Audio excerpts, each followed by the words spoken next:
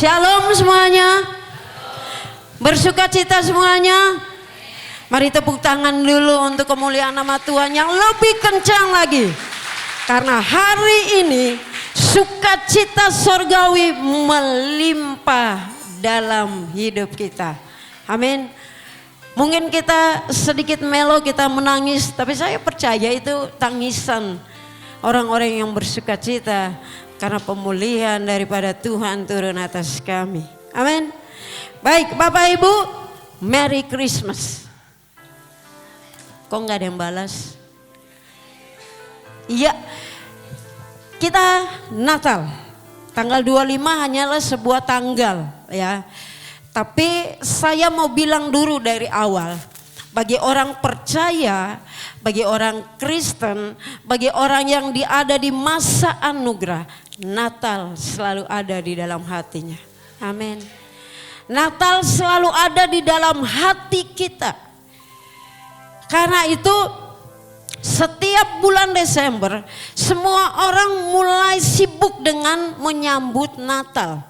Ada begitu banyak cara orang untuk menyambut Natal berdasarkan pemikiran mereka. Apa itu Natal bagi mereka? Dengan demikian lewat pemikiran itulah mereka menyambut Natal. Gak ada yang sama pikirannya. Oh, bagi saya Natal itu adalah sesuatu yang harus saya rayakan setiap bulan Desember.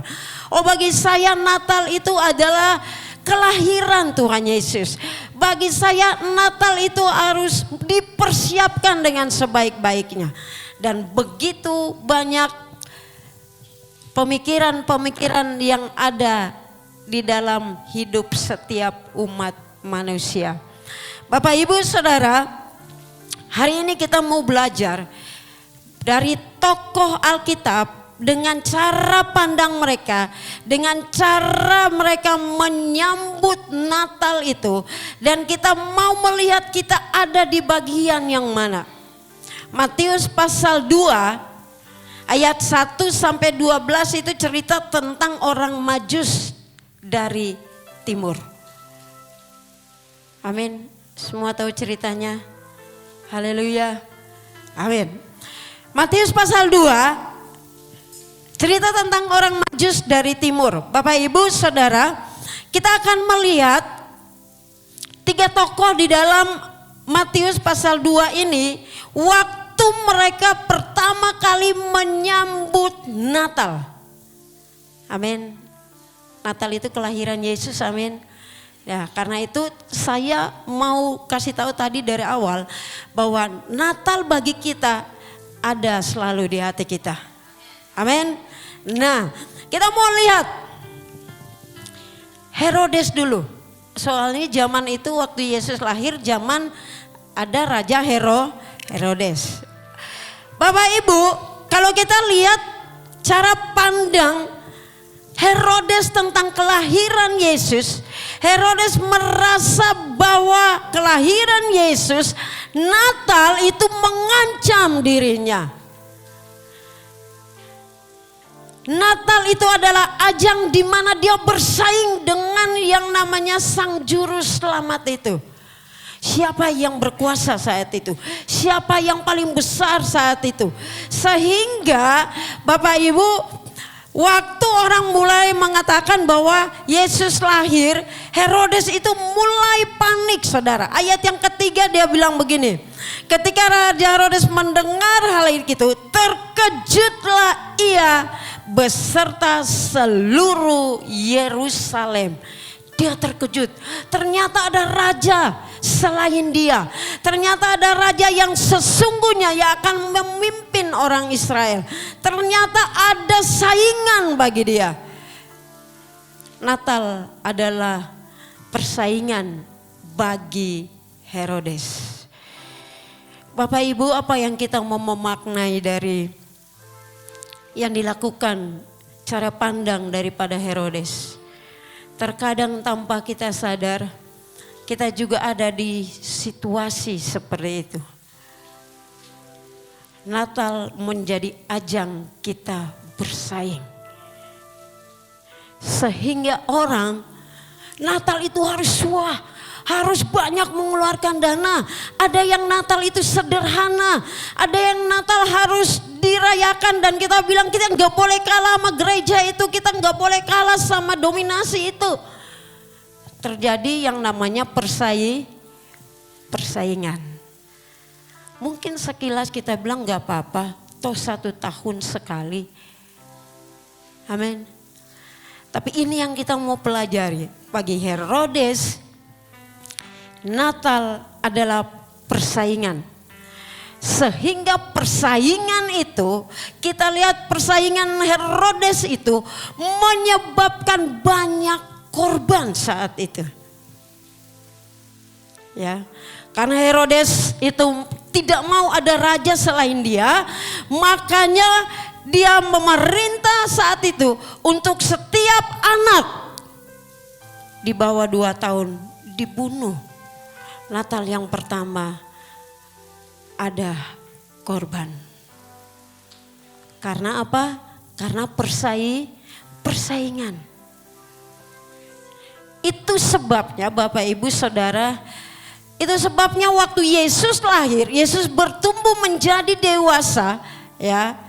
Dia bertumbuh menjadi dewasa dan dia mengajar banyak orang, dan tiba saatnya dia menyerahkan dirinya menjadi korban atas banyak orang. Amin. Karena waktu kelahirannya akibat persaingan si Herodes itu, dia memerintah, tidak dicatat di Alkitab berapa anak waktu itu yang dibunuh. Tidak dicatat berapa banyak orang yang kehilangan anak-anaknya yang masih kecil. Itu sebabnya firman Tuhan katakan bahwa apa? Begitu besar kasih Allah akan dunia ini, sehingga ia telah mengaruniakan anaknya yang tunggal, supaya setiap orang yang percaya kepadanya tidak binasa, melainkan peroleh hidup yang kekal. Yesus lahir dan persaingan itu menyebabkan ada begitu banyak bayi-bayi meninggal. Tapi seiring waktu Yesus bertumbuh menjadi besar dan Yesus mulai melayani Bapanya di surga, di muka bumi ini. Dia memberikan korbannya. 1 orang berkorban untuk seluruh yang ada di dunia ini. Amin. Amin. Itu sebabnya mari kita mau lihat bahwa kita jangan pakai cara pandang Herodes bahwa Natal adalah persaingan.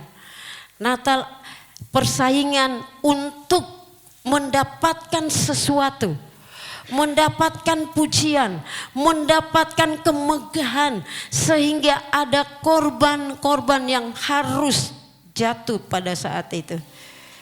Bapak Ibu, firman Tuhan katakan bahwa Herodes terkejut saat itu, sehingga dia mulai mengumpulkan ahli Taurat, dia mulai mengumpulkan imam besar, dia mulai mengumpulkan semua imam-imam dan bertanya kepada mereka. Dan para imam berpandang bahwa Natal itu hanyalah sebuah penggenapan firman Tuhan. Tidak salah. Amin.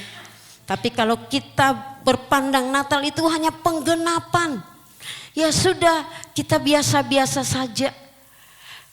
Hanya sebuah penggenapan, itulah yang dilakukan oleh ahli Taurat dan imam-imam besar pada saat itu. Sehingga mereka katakan kepada Herodes saat itu bahwa mereka di Bethlehem di tanah Yudea, karena demikian ada tertulis dalam kitab Nabi, dan engkau Bethlehem tanah Yudea, engkau sekali-kali bukanlah yang terkecil di antara mereka yang memerintah Yehuda, karena daripada mula akan bangkit seorang pemimpin yang mengembalakan umatku Israel. Bapak Ibu Saudara yang dikasihi oleh Tuhan Yesus Kristus, dalam cerita ini yang menarik perhatian saya, dan itu yang akan mengubah seluruh pola pikir kita tentang apa itu Natal dalam hidup kita.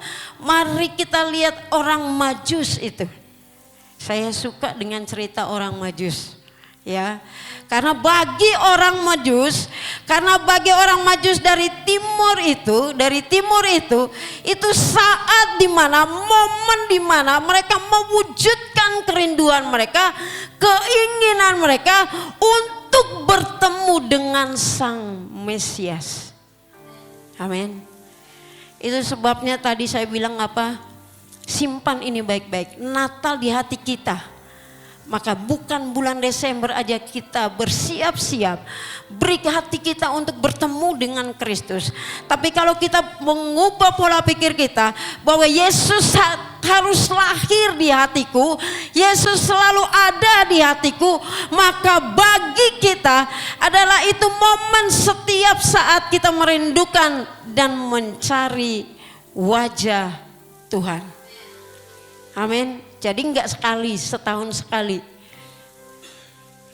Kita siapkan hati kita ke gereja dengan baik, khusyuk dan sebagainya. Bagi orang Majus, Natal adalah momen di mana apa?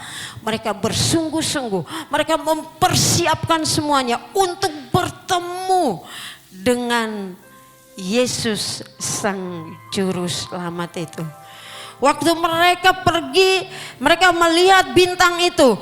Ayat yang pertama katakan, setelah Yesus lahir di Betlehem di tanah Yudea, pada zaman Raja Herodes, datanglah orang-orang Majus dari timur ke Yerusalem. Mereka bertanya-tanya, di manakah dia raja orang Yahudi yang baru lahir itu? Mereka punya kerinduan. Mereka bilang bahwa mereka datang, mereka mencari-cari dan mereka ingin bertemu dengan raja orang Yahudi itu.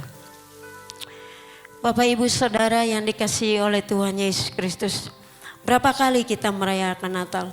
Berapa tahun sudah kita merayakan Natal? Tapi saat ini saudara yang dikasihi oleh Tuhan Yesus Kristus, kalau kita bilang Yesus telah hadir di hatiku, Natal selalu ada di hatiku, maka kerinduan untuk bertemu dengan Yesus itu kan terus meluap dari hidup orang percaya. Amin. Jadi enggak cari Yesus seminggu sekali. Enggak cari Yesus kalau punya masalah saja. Enggak cari Yesus kalau kita perlu jawaban doa. Kita dijawab sama doa, sama Tuhan. Tapi kita cari wajahnya. Amin. Orang Majus itu bilang bertanya-tanya. Kita juga harus bertanya, siapa itu Yesus? Kita akan menemukannya waktu kita baca firman Tuhan. Kita bertanya siapa, kita cari tahu tentang Yesus itu sesungguhnya. Supaya kita tidak meragukan dia. Supaya pada saat kita mengambil keputusan untuk menerima dia, kita tidak mengingkarinya. Kita tidak meninggalkan dia. Tapi sekali Yesus, tetap Yesus. Amin. Amin. Apa yang dilakukan oleh para Majus saat itu? Setelah mereka bertemu, mereka menyembah Yesus. Amin. Momen paling penting Natal bagi mereka, yaitu mereka mencari Yesus, bertemu dengan Yesus, lalu mereka menyembah Yesus. Kapan terakhir kita menyembah Tuhan? Itu kan menjadi pertanyaan dan renungan kita pada hari ini. Kalau kita bilang Yesus lahir di hati kita, Natal itu selalu ada di hatiku, maka sembahlah dia seumur hidupmu. Amin. Mereka sembah Yesus. Setelah mereka menyembah Yesus, mereka sungguh-sungguh menyembah dia. Tidak sekedar mereka datang dan mereka beri penghormatan, tapi mereka menyembah berlutut dan menyembah Yesus. Setelah itu, bagi orang Majus, Natal adalah momen di mana mereka berkorban. Mereka membuka peti persembahan mereka, mereka mengeluarkan harta mereka dan mereka berikan kepada Yesus. Amin. Jadi ada 3 yang dilakukan oleh orang Majus. Bagi mereka, bagi orang Majus, Natal itu adalah momen di mana mereka melepaskan kerinduan mereka, mencari Yesus, menyembah Yesus, dan memberikan korban kepada Yesus. Saya baca satu cerita sekolah minggu. Ini terjadi di dalam sebuah acara Natal sekolah minggu. Ceritanya seperti ini. Sebelum acara sekolah minggu dimulai, 1 minggu sebelum, guru sekolah minggu katakan kepada anak-anak sekolah minggu, anak-anak, minggu depan kita akan merayakan Natal, kalian harus bawa kado untuk Tuhan Yesus. Kan yang ulang tahun Tuhan Yesus, amin. Amin. Ya. Wah, anak-anak senang sekali dan mereka mempersiapkan kado mereka. Dan ada yang besar, ada yang kecil, kemungkinan ada yang mahal, ada yang tidak dan sebagainya. Tiba saatnya perayaan Natal sekolah minggu itu tiba dan semua anak sibuk untuk datang dan meletakkan hadiahnya di bawah pohon Natal. Ya, kalau zaman dulu selalu ada palungan, ya. Ada Tuhan Yesus sebagai bayi, ada Maria, ada Yusuf, ada gembala dan sebagainya. Bapak Ibu, setelah semua sibuk menaruh hadiah mereka yang mereka akan berikan kepada Tuhan Yesus, lalu guru sekolah minggunya mulai sadar kalau tidak ada satu anak laki-laki. Mereka bingung, mereka mulai cari di kerumunan anak-anak yang lagi rame, bawa ini bu guru saya, bawa ini untuk Tuhan Yesus dan sebagainya. Setelah mereka cari dan mereka menemukan anak ini ada di dalam gardus yang cukup besar. Ngapain dia?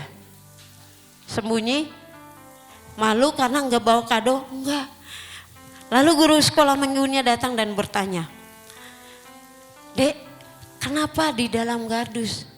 Kenapa masuk ke situ? Enggak apa-apa kalau kamu enggak bawa kado, kamu enggak boleh malu.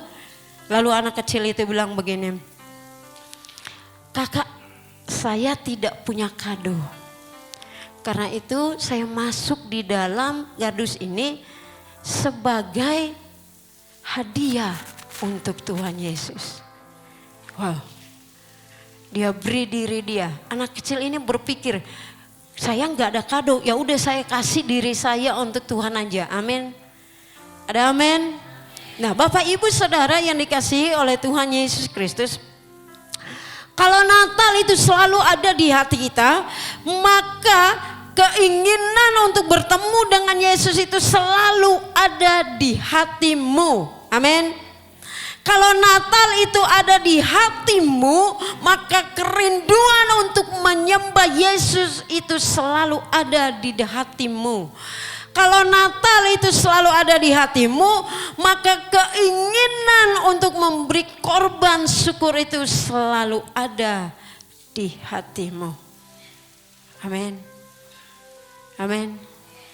Dengan demikian Bapak Ibu, Saudara yang dikasihi oleh Tuhan Yesus Kristus,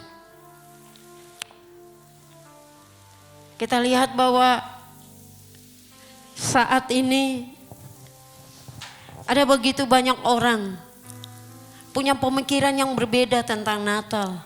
Tapi hari ini waktu kita dengar firman Tuhan ini, saya berharap semua kita merubah cara pola pikir kita. Amin. Kita mau pilih, kita ada di bagian Herodes atau para imam dan ahli Taurat, atau kita ada di sekelompok orang-orang Majus yang melihat Natal dengan pola pikir yang benar.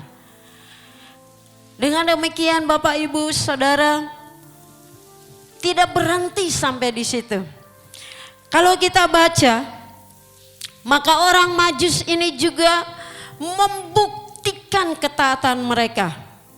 Ketaatan mereka pada pemerintah. Mereka dipanggil oleh Herodes, lalu Herodes menyelidiki mereka dan Herodes bilang bahwa nanti kalau kalian sudah bertemu dengan bayi itu, kalian harus kembali ke tempat ini dan beritahukan kepada saya. Dan mereka juga membuktikan ketaatan mereka kepada Tuhan. Dalam mimpi mereka, Tuhan memberi mimpi bahwa mereka tidak lagi harus balik kepada Herodes. Mereka ambil jalan yang lain dan mereka pulang ke tempat asal mereka. Tapi satu hal dari cerita orang Majus ini, bukan sekedar kita belajar tentang orang Majus yang menyembah Tuhan, yang rindu kepada Tuhan, menyembah dan memberi korban syukur kita. Tapi menarik, yaitu firman Tuhan mencatat dari ayat 1 sampai yang ke-12. Ada satu kata, yaitu bintang. Amin. Mereka telah melihat bintang di timur. Dan bintang itu nampak, bila mana bintang itu nampak. Kalau bintang dari timur itu melambangkan Kristus yang adalah cahaya kemuliaan kita, amin. Maka bintang itu, mata kita harus tertuju kepada bintang itu. Karena Bapak Ibu Saudara yang dikasihi oleh Tuhan Yesus Kristus, orang Majus itu tidak akan sampai ke tempat di mana Yesus lahir kalau mereka tidak dituntun oleh bintang itu. Percayalah bahwa hidup kita selalu dituntun oleh Tuhan. Karena Dia ada di dalam hati kita. Dia selalu menuntun kita ke jalan yang baik. Dengan demikian Bapak Ibu Saudara, inilah yang perlu kita renungkan dalam hidup kita. Ayat yang ke-10 katakan begini. Ketika mereka melihat bintang itu, sangat bersukacitalah mereka. Amin. Saudara bersukacita karena Yesus ada di hati saudara. Amin. Saudara bersukacita karena Yesus sudah lahir dan ada di hati kita. Bagi kita Natal itu setiap saat karena Tuhan itu ada dalam hidup kita. Bersukacitalah. Karena orang Majus waktu lihat bintang itu, mereka bersuka cita. Itu sebabnya sebelum Yesus naik ke surga dia bilang apa? Damai sejahtera ku tinggalkan bagimu. Damai sejahtera ku berikan bagimu. Sukacita yang daripada Tuhan. Itu terus akan ada dalam hidup kita. Kalau kita mulai dari saat ini merubah pola pikir kita tentang menyambut Natal. Ada di bagian manakah kita? Yuk kita yang tahu hidup kita. Oh iya ya, saya selama ini sama kayak ahli Taurat dan imam besar. Natal itu hanya penggenapan firman Tuhan. Oh saya sama seperti Herodes, Natal itu adalah ajang di mana saya menunjukkan kebesaran saya. Saya menunjukkan siapa yang paling kuat. Mulai ada iri di sana, mulai ada persaingan di sana. Akibatnya kita mulai mengorbankan yang tidak harus kita korbankan.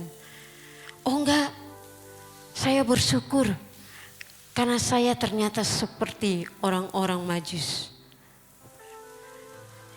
Amin. Kok enggak ada amin? Haleluya.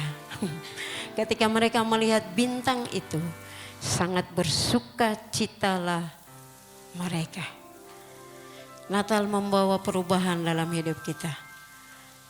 Amin. Karena Natal bicara soal terang dan terang itu mengubah hidup kita. Mari kita bangkit berdiri. Bilang sama Tuhan, Tuhan, aku mau menjadikan momen Natal di dalam hidupku setiap saat. Supaya kerinduanku untuk bertemu dengan Engkau itu selalu ada dalam hatiku. Aku mau jadikan momen Natal itu setiap saat dalam hatiku, dalam hidupku. Supaya pujian penyembahan saya terus dinaikkan kepadamu. Supaya selalu ada korban syukur dalam hidup kita.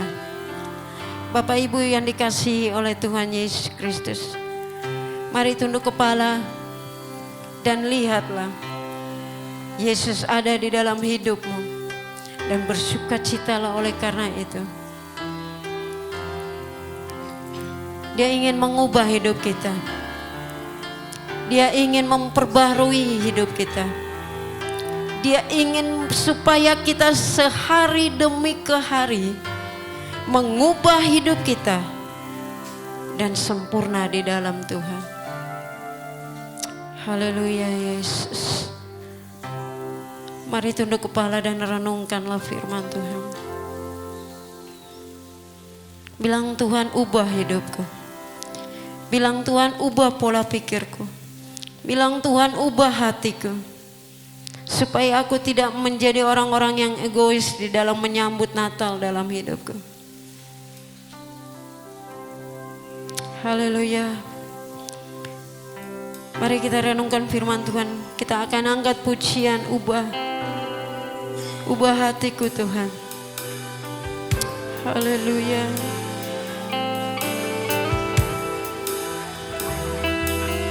Syukur bagimu Tuhan.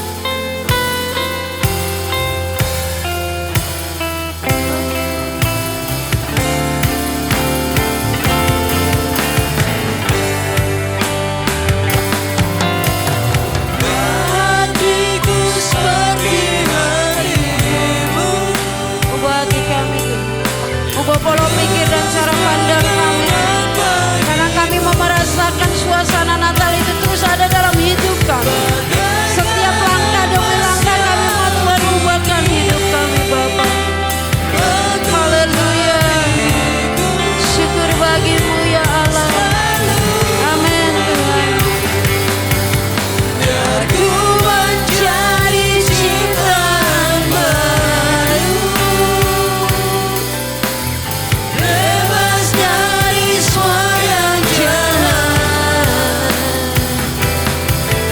serupa dengan gambarmu, sucikanku, kuduskan hatiku, Tuhan.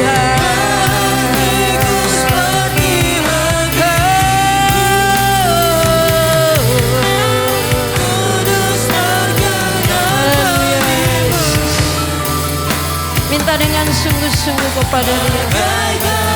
Natal itu mengubah hidup kita. Kasih itu mengubah hidup kita. Karena Dia mengasihi saya dan saudara hari ini. Haleluya. Syukur Tuhan. Ciptaan baru, bebas dari semua yang jahat, serupa dengan gambarmu, sucikanku,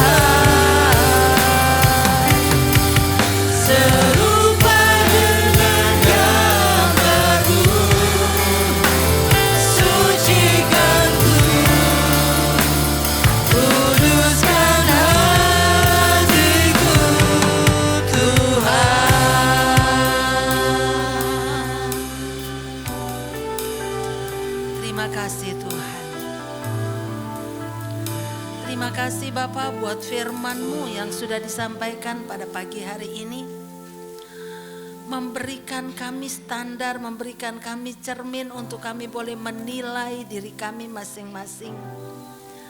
Siapa kami di hadapan-Mu ya Tuhan? Apakah kami menjadi seperti Herodes yang melihat Natal dan merayakan Natal sebagai sarana untuk saling bersaing satu sama lain? Ataukah kami menjadi seperti ahli-ahli Taurat dan imam-imam besar yang melihat Natal hanya sebagai penggenapan dari firman Tuhan yang tidak membawa dampak apa-apa buat mereka? Ataukah kami seperti orang Majus dari timur yang melihat Natal sebagai suatu kesempatan untuk kami boleh datang dan mencari Tuhan, menyembah Tuhan, dan merasakan pertemuan pribadi bersama dengan Tuhan? Terima kasih Bapa buat firman-Mu, biarlah ini terus akan menjadi perenungan kami dan kami memilih untuk menjadi seperti orang-orang Majus yang terus mau supaya itu menjadi momen yang indah di mana kami bertemu dengan Tuhan. Terima kasih Tuhan, kami berdoa buat hamba-Mu yang sudah menjadi saluran berkat-Mu. Berkati hamba-Mu ini, berikan kekuatan, pulihkan kesehatannya. Kami juga berdoa buat setiap anak-anak-Mu yang melayani hari ini. Tuhan, Engkau bekerja dalam hidup kami sehingga kami tetap menjadi alat di dalam tangan-Mu selama Tuhan masih kasih kami kesempatan. Karena setiap kesempatan melayani itu adalah anugerah dan kehormatan dari Tuhan. Kami juga berdoa buat seluruh sidang jemaat-Mu ya Tuhan. Kami begitu rindu untuk menikmati persekutuan dengan Engkau. Oleh karena itu Tuhan, jemaat-Mu, hamba serahkan jemaat-Mu ke dalam tangan-Mu. Apapun pergumulan mereka, apapun pergumulan kami semua, Engkau adalah jawaban bagi kami. Karena Engkau adalah jawaban bagi setiap kebutuhan dunia ini. Terima kasih Tuhan, Engkau begitu baik. Kami bersyukur kepadamu. Mungkin ada di antara jemaat-Mu yang saat ini bergumul masalah kesehatan. Kami tahu bahwa Engkau adalah tabib yang agung yang sanggup menyembuhkan segala macam penyakit. Mungkin ada di antara sidang jemaat-Mu yang saat ini sedang bergumul masalah kebutuhan hidup. Tuhan, kami tahu bahwa Tuhan adalah Allah yang selalu menyediakan, sanggup menyediakan semua yang kami perlukan menurut kekayaan dan kemuliaan-Mu. Dan Tuhan, tolong kami agar kami dapat menjadi tangan Tuhan yang terulur bagi setiap orang yang membutuhkan uluran tangan-Mu. Mungkin ada di antara sidang jemaat-Mu yang saat ini datang dengan satu keraguan, dengan satu beban hidup yang begitu berat. Kami percaya dengan janji firman-Mu, Engkau berkata, marilah kepadaku hai kamu yang letih, lesu dan berbeban berat. Aku akan memberikan kelegaan kepadamu. Sehingga setiap orang yang datang dengan beban berat akan pulang dengan kelegaan yang berasal dari Tuhan. Terima kasih Tuhan, kami bersyukur menjadi umat-Mu. Kami bersyukur menjadi anak-Mu. Dan hari ini Tuhan, hati kami melimpah dengan ucapan syukur. Kami berdoa untuk rencana perayaan Natal kami. Biarlah pada saat kami merayakan Natal ini satu momen di mana kami bisa bertemu dengan Engkau, bersuka cita di dalam Engkau, tetapi pada saat yang sama kami boleh menikmati persekutuan dengan saudara-saudara seiman kami, dengan menikmati semua yang Tuhan sediakan buat kami. Terima kasih Tuhan untuk kasih-Mu, terima kasih untuk pemeliharaan-Mu. Kami berdoa buat bangsa dan negara kami yang akan menghadapi pemilu. Kami percaya bahwa Tuhan ada dan bertahta di atas negara kami. Engkau yang memegang kendali jalannya sejarah. Oleh karena itu Tuhan, siapapun yang akan menjadi pemimpin masa depan kami, siapapun yang akan menjadi pemimpin bangsa ini, biarlah Engkau sendiri yang akan menaruh di dalam hati setiap bangsa, setiap umat, dan setiap warga negara, supaya kami dapat memilih orang yang tepat seturut dengan kehendak-Mu. Kami menyerahkan suasana menjelang Natal dan pemilu. Kami berdoa, Tuhan tolong para aparat untuk menegakkan supaya keamanan. Sehingga semua situasi akan berjalan dalam keadaan aman. Dalam rangka perayaan Natal semuanya akan aman. Dan Tuhan, Engkau akan menjamah setiap hati orang-orang yang berniat jahat.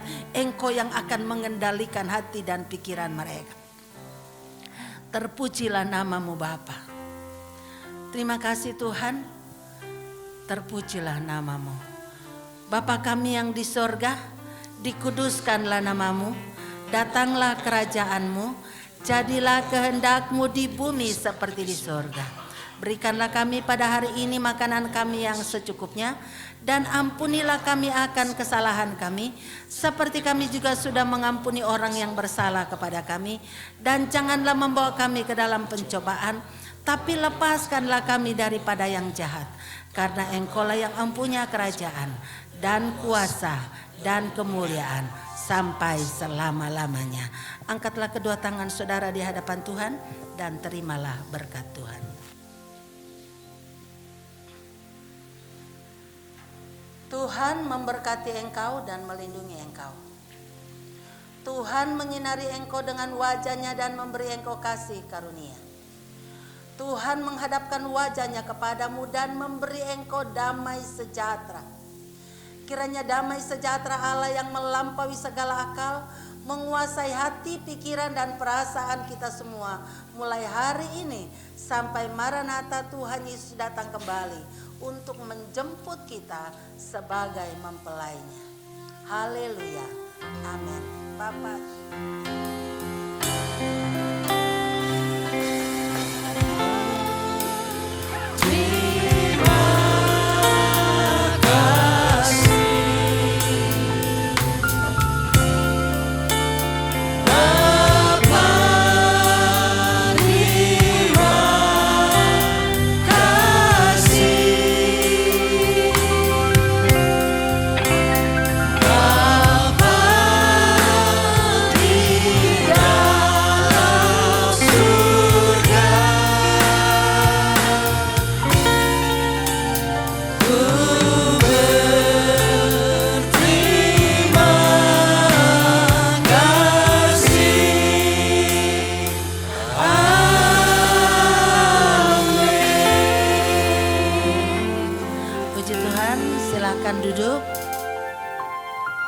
Bapak Ibu Saudara yang kekasih, ada beberapa pengumuman.